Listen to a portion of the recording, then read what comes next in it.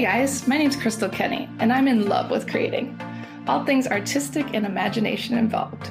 I'm an American girl who chased her creative dreams all the way to Paris, France, making a living using photography. This podcast takes you inside the stories of all the artsy folks I've met along the way and gives you that extra push to discover your creative gifts. The desire to create is deeply inside each and every one of us, and I give you the tools and inspiration to find a new way of living a more creative life. This is La Vie Creative, the podcast.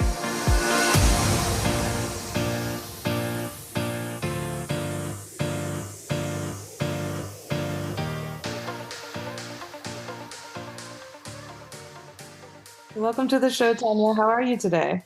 I'm fine. I'm very fine. And I'm so glad that you want to interview me.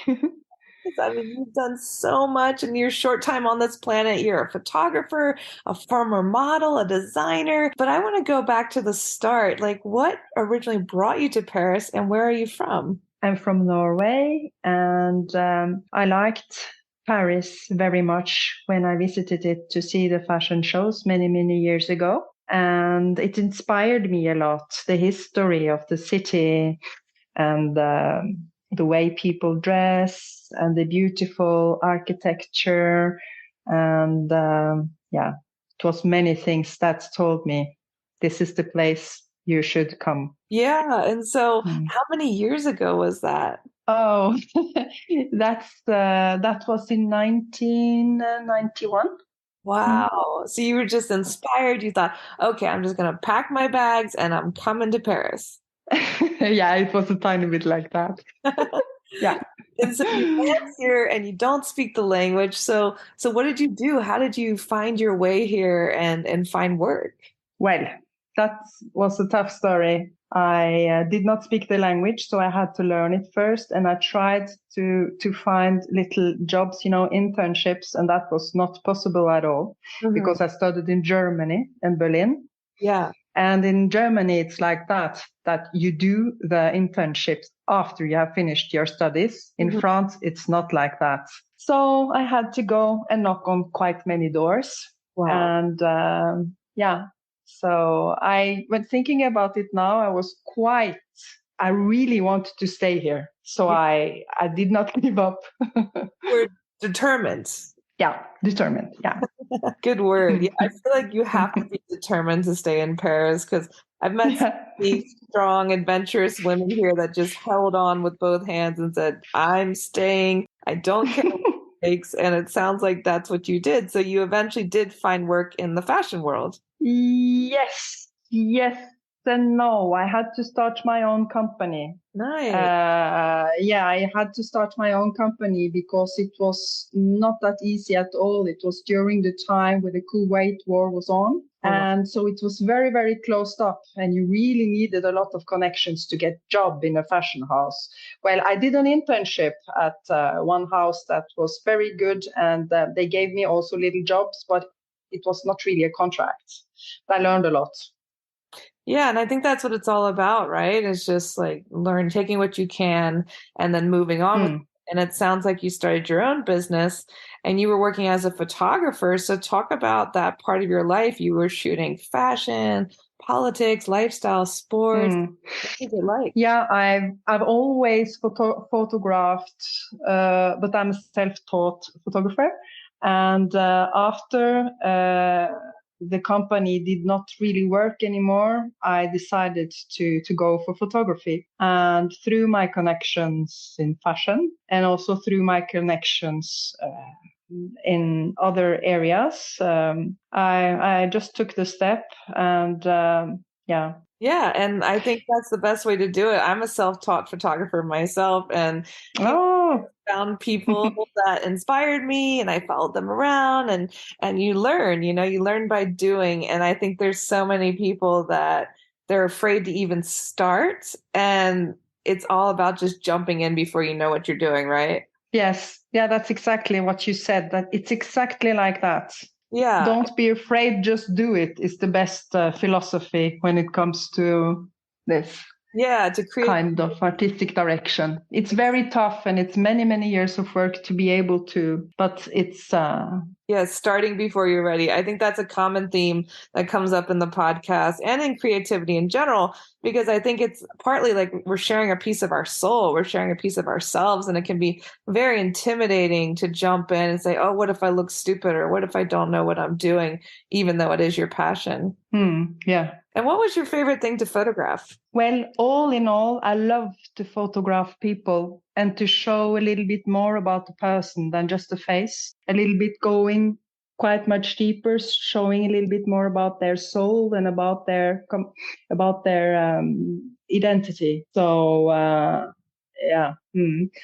Yeah, I think that's what portrait photography is all about, is sharing people from a different point of view, because you might see somebody in a picture or something like that, but you're trying to tell a different story. You're trying to share something more meaningful as a portrait photographer. And so I know partly halfway into your life in France, you were living, you were working, and then your life changed in a big way. I know you lost your sight. Can you talk a little bit about that? How did you become blind? When did that happen? And talk about that. Yeah, no, I'm ready to talk about it. I wasn't ready until now, but I had actually a brain tumor, and I didn't know that I had it. And I had a lot of things, problem with my heart. I was very tired. I had headaches. I had toothaches. And then when all of a sudden I started to faint, I went to the hospital. Father of my daughter brought me to the hospital, and then it was already too late. The C nerve was very badly damaged. Wow. And it was also something else that happened that could have made me not survive. So wow, that was like 2.5 years ago. I was operated in August 2020. Wow. And so you're lucky to be alive, but it left you blind at the end of everything. Yes, it did. And so you had this life-saving operation, and you spent 1.5 years in rehabilitation. Talk about that time in your life. Like, how are you feeling? Did you feel you still wanted to pursue creative endeavors, or what were you thinking during that time? First of all, I have had to do a huge grief over photography, and also about my driver's license. Yes, of course. And then also, which is a Bible to me, the autonomy, actually, to be able to do everything by my own all the time. Yeah. So I had to kind of listen to the team, which was in the hospital, and the third hospital I was in, they were very, very good and solid, and kind of teaching us again how to get autonomous and doing things on our own, making my own bed, cleaning, and also putting my clothing in a spot where I could always find it, and kind of, but it's a lot of, it's a lot of things you never thought you would have to think about. No. And exactly. I'm sure losing your sight has changed your other senses. So has your other senses become heightened? Are there things that you enjoy more now instead, now that you can't see? Is you enjoy music more? Do you enjoy food? Yes, I do enjoy food a lot, through the smelling, also to discover and to guess what I have in front of me. So food and also music. Yes. Yeah. I really enjoy to go to concerts and listen to classical music, but also to jazz and to music that I like. Yeah. And how has it changed your creativity? Like, what are some things you still do as a creative outlet? I cannot really say. I just try to go back and to think about what I have as capacities. And going through the patterns that I used to do, and also through the colors, working a lot with colors, and also the languages that I know, and the things I know about photography and about guiding people when I was photographing them. Yeah. And and I think it's quite exciting, because it's a lot of things that I'm going through now to try to find out what I would really do as a job, what I could do for work. Yeah, definitely. It's changed your whole life, and you have to find the positivity in it and how you can continue on after grieving that loss of your sight, especially as a photographer. I mean, I think that's most photographers' like biggest nightmare, is like losing the sight. And you've found ways to work through that and still pursue your passions and enjoy other things. I think that's really admirable. And are there things that you want to share with listeners, like any takeaways you have from this life-changing event? Yes, it's a very important thing. We are not using our brain well enough. We only use 13% of it. And I would like to tell everybody that we have a lot more capacities and a lot more strength and a lot more courage than we even can imagine. And capacities, first of all. So to sit down and to get depressed or to be sad and feel sorry about yourself is really a huge waste of time, because we have a lot of issues that we can work with, and that's great. That's what I found out about, and I enjoy it. I really do. I love that. That's such a great message. And you spoke a little bit in the beginning about losing your independence a little bit. Are you learning to like getting help? Because I know I'm the same way. I'm so and I even like not even having my sight, I'm like, I can't ask for help. And so much so that I'll make myself sick. So I think it's a very important message that yes, you can ask for help. It's very normal. How do you feel? I started to learn it, and I'm just giving a little funny example. My photographer that I used to work for, the Patrice Table, for the fashion shows, when he called me, it was like, Patrice, where is my Madeleine, lemon Madeleine? Where are they? It was like I started to get much more direct. I like it. And I was joking a little bit around it too, but yes, but you have to laugh about it, and we can't ask for help. We can be more demanding. Yes. But I really had to work a lot with diplomacy, though. Yeah, for sure. Yeah, and to explain softly, because just to say, I'm blind, can you help me with this? Sometimes when I'm outside, for instance, or it's a lot of people, though, who would like to help me that doesn't really dare to ask me, but also to explain in a quite soft way that I've lost my sight, and that I would, to explain how the communication goes is, and also the way that they could help me. Yeah, that's something too that maybe obviously not everyone knows right away that you're blind. So you have to kind of explain it in a nice way without being maybe too blunt or come across as angry or something like that. Yeah. But I do that a couple of times, though. Understandable. And what's something I must admit. Yeah, I would be the same way. And what's something that you wish people knew about the blind community that you don't think people really understand? We are quite scared of doing certain things, and it's a huge because not to really know what is going on around us it's not easy. So, but I don't really know what to say to that, because it's like, it's a very fragile issue.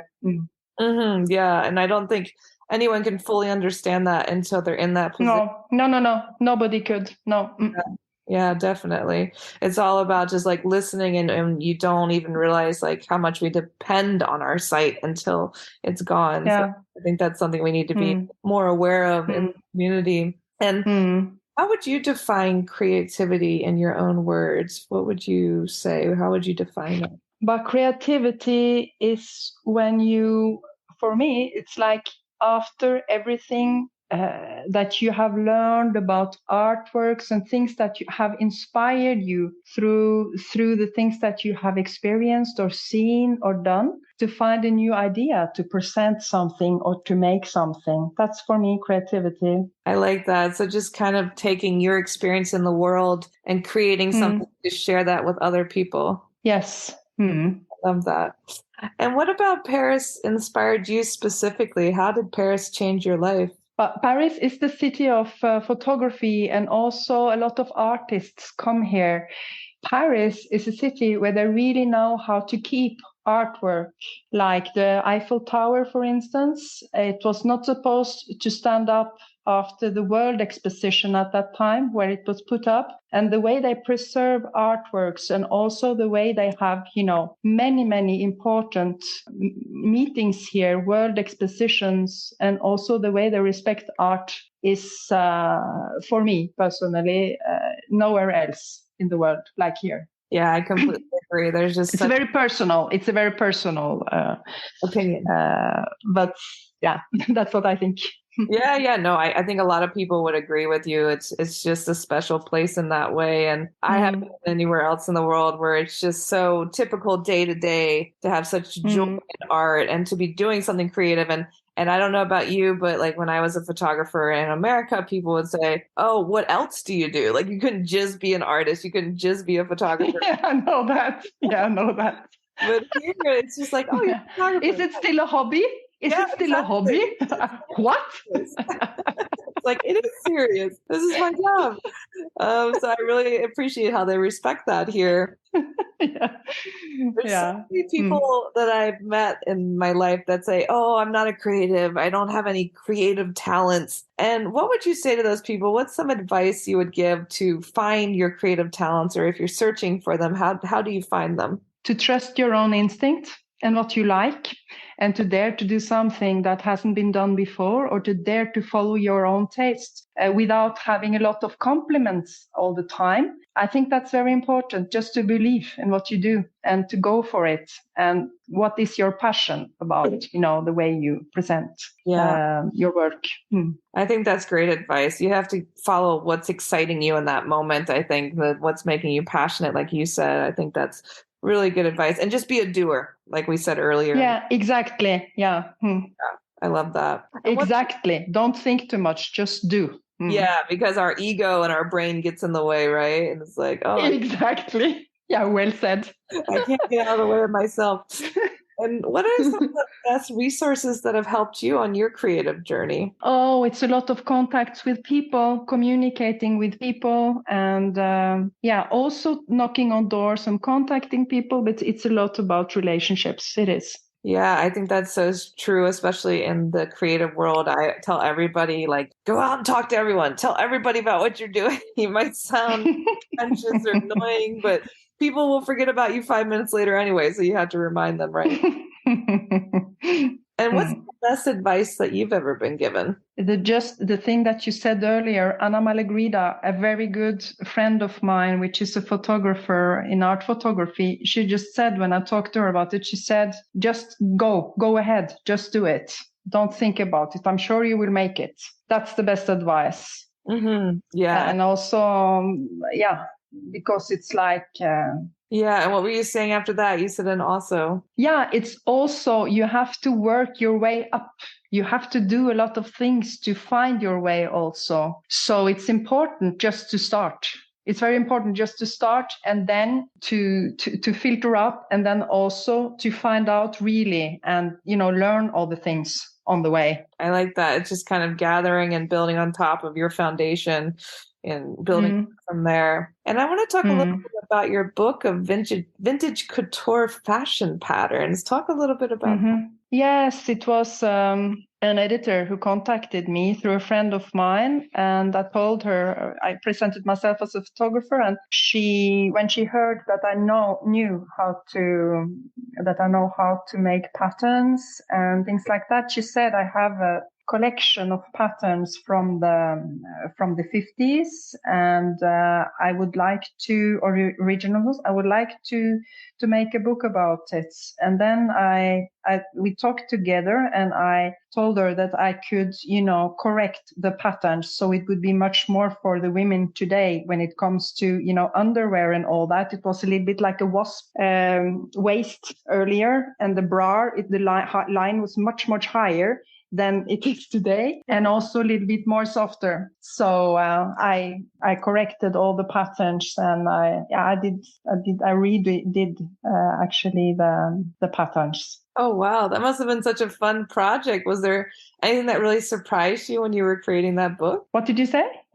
Well, that sounds like a really fun project. Like what was some of the things that surprised you when you were creating that book? Was there anything that really stood out to you when you were working on that book? Yes, it was. Women did dress very differently at that time. It was much stiffer and much more uncomfortable than it is today. And it was, how can I say? Yeah, but it also was very nice things that they made at that time. That has come back again a lot.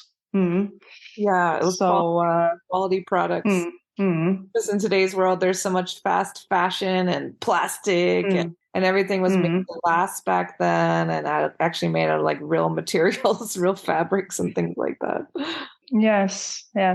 And what are you most excited about for your future work, or what's something you want to share with listeners? Well, I'm swimming now a little bit in thinking about what my capacities are, and I'm just enjoying really going through different issues and things that I maybe could be able to do. So I think that we have a lot of capacities that we can have even if we lose a sense. And that's what I want to share with your listeners. Yeah, I love that. And what are some of the things you're thinking about? What do you think you might want to do? Well, I have been taking song lessons with a very dear friend of mine in Germany that I just visited. She's a soprano, Mechtilda Wild, and I will try to see if it would be possible for me to become a singer.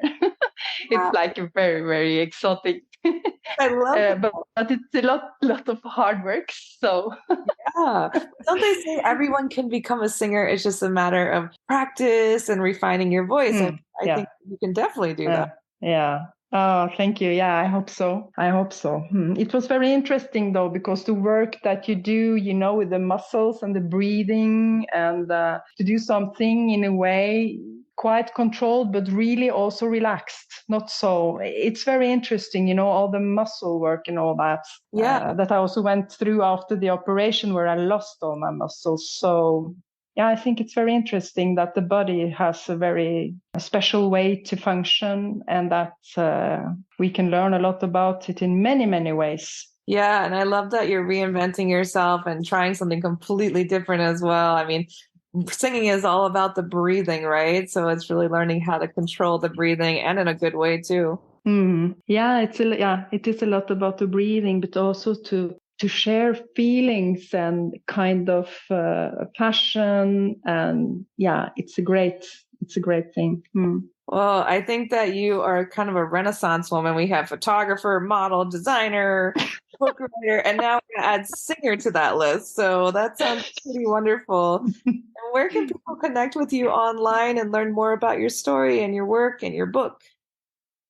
What I use now for the moment is Instagram, so people can contact me on Instagram. Wonderful. Send me messages. Perfect.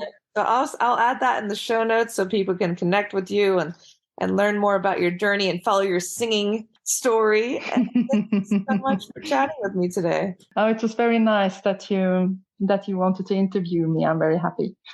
Yeah, of course. The pleasure was all mine, and I look forward to seeing what you do next. Thanks so much for tuning in to La Vie Creative. You can find more information on MissParisPhoto.com. And if you enjoyed this show, please feel free to share and spread the word for all my creative guests. We have the power to help them to keep doing what they love. See you next time.